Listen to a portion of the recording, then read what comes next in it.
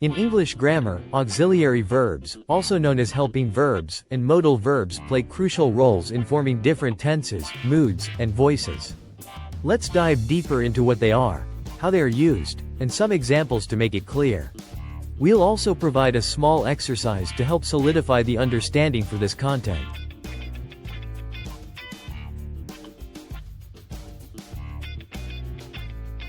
Auxiliary verbs and modal verbs are vital in both written and spoken English. They help to form various grammatical structures, express moods, and provide clarity in communication. By practicing with examples and exercises, you can improve your understanding of these key verbs and use them more effectively in different contexts.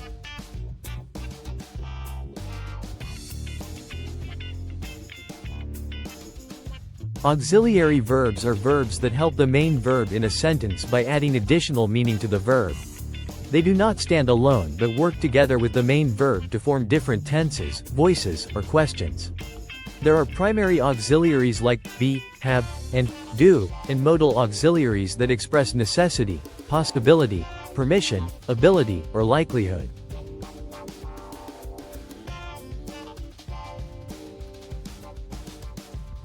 There are three primary auxiliary verbs in English grammar: be, have, and do. These verbs are used to form different tenses, negative forms, questions, and passive voice. For example, be is used for continuous tenses and passive voice, have for perfect tenses, and do for questions and negative statements. There are 10 primary modal verbs in English: can, could, may, might, shall, should, will, would, must, and ought to. These modal verbs express necessity, permission, ability, probability, or advice. Here are some examples of modal verbs in sentences. Can for ability, could for possibility, may for permission, might for possibility, shall for future intention, should for advice, will for future prediction, would for polite request, and must for necessity.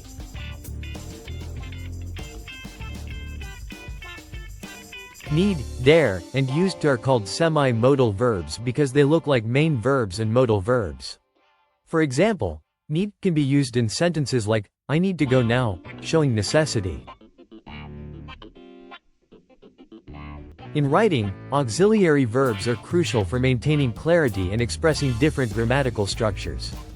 They are used in tenses, passive voice, and questions or negations. For example, she was cooking when I called her shows past continuous tense.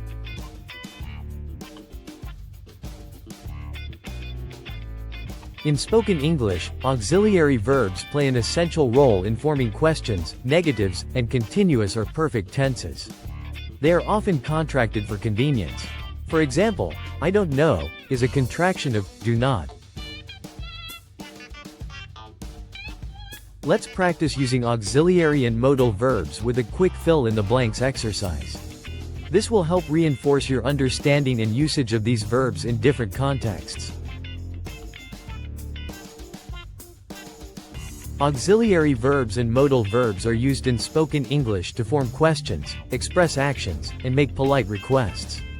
For example, using be in present continuous tense like, I am studying for my exams.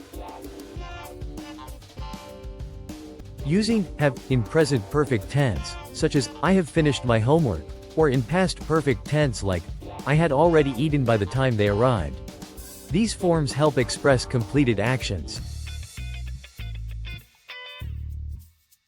Using do in questions and negative sentences in present and past simple tense.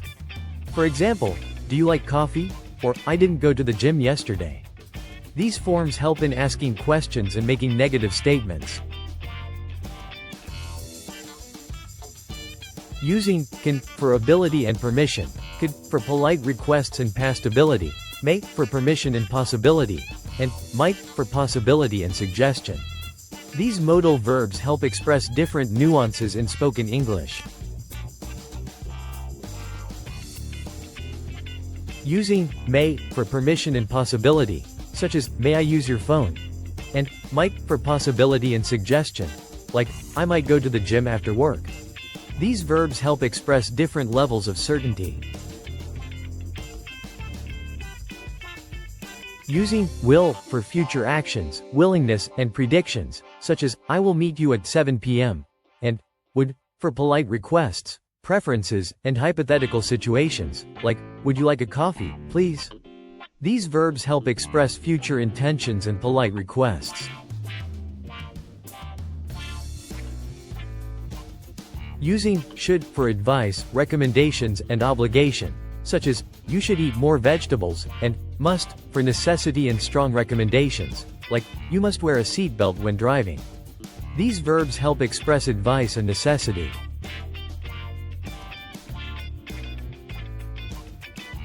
Here are additional real-life examples of using modal verbs in spoken English. For instance, expressing uncertainty with, I might go out later, making offers with, shall I open the window, and expressing regret with, I would have gone if I had known about the meeting.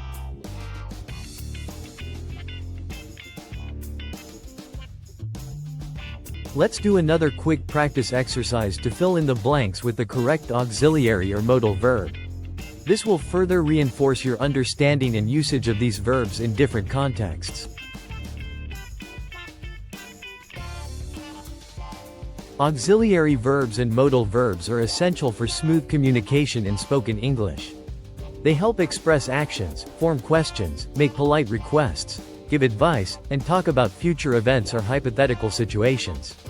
By using these structures naturally in conversation, you'll sound more fluent and confident in both casual and formal spoken interactions. Don't forget to like, share, and subscribe for more awesome content.